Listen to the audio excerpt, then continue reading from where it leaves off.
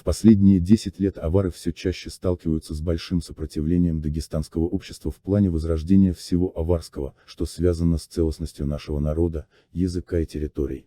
В числе противников аварского единства стали появляться некоторые народные в кавычках деятели, которые выступают в свою очередь, отнюдь не от лица народа, а из личных, корыстных побуждений. Эти деятели, из числа аварских народов, в основном жители Цунтинского, а также Ахвахского района, которые мечтают создать на базе этих районов некий непонятный Дедостан, который в дальнейшем по их планам должен быть присоединен к Грузии или к Чечне. Эти деятели, вынашивая планы создания своих собственных наций, начинают баламутить простых авар в селах и городах, где проживают представители этих аварских племен, с целью их планомерной перенастройки и создания у этой части аварского населения антиаварских настроений, и впоследствии полного отрицания причисления себя к аварской этнической группе. Нам понятно, что через этих людей работают враги аварского народа, и нам также понятно, что этих горе-деятелей нужно выявлять и проводить с ними разъяснительную беседу.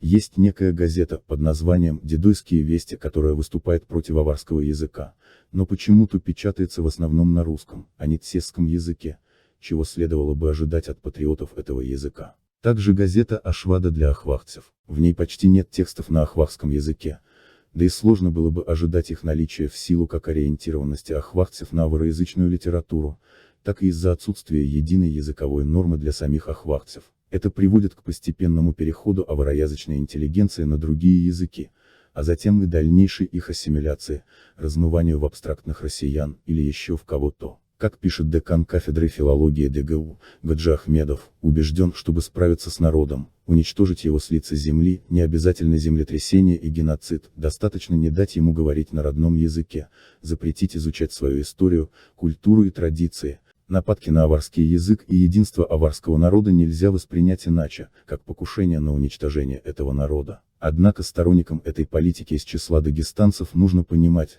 что тем самым они приближают день исчезновения собственных языков, которых эта участь постигнет в любом случае раньше, чем аварцев.